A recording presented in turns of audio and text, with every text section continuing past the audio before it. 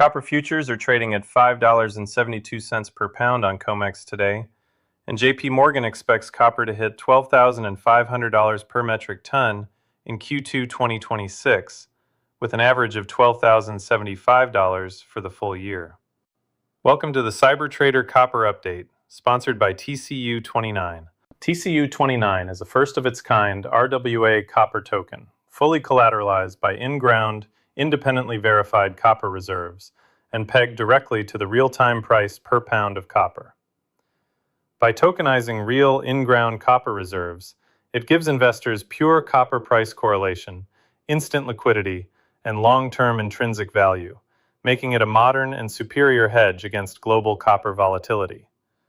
Learn more at tcu29.io and trade on centralized exchanges Femex or Bitmart. According to a report published by Chronicle Journal Markets, the global copper market has been hit by a convergence of supply shocks that analysts are calling a geopolitical worst-case scenario.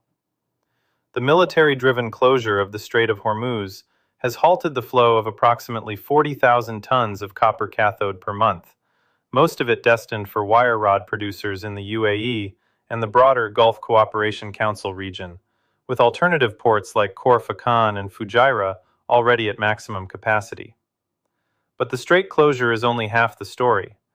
Heavy flooding caused the collapse of the Kasumbalesa Bridge, a critical transport artery on the border south of Zambia, cutting off a key logistics route for copper moving out of the Central African Copper Belt. The DRC and Zambia are projected to supply over 26% of global copper exports, and both nations depend heavily on Middle Eastern chemical exports to run their operations.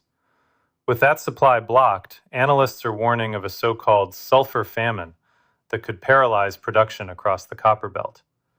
LME copper prices surged past $13,000 per ton in response, and analysts say the market is no longer facing a manageable deficit, but a potential systemic shock. The report draws a stark historical comparison, noting that while the 2021 Suez Canal blockage was a temporary physical obstruction, the Hormuz closure is a geopolitical maneuver with no clear end date, making the long-term implications far more severe. Looking ahead, analysts say the crisis could accelerate the completion of the US and EU-backed Libido Corridor rail project designed to bypass traditional Eastern African ports, while also driving a surge in copper recycling and new leaching technologies that reduce acid dependency. That's your Sybertrader Copper Update.